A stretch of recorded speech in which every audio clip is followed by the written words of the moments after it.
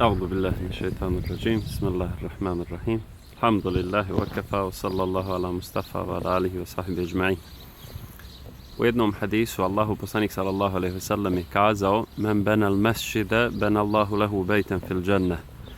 Ko sagradi džamiju, Allah dželle šanuhu će mu sagraditi kuću u džennetu.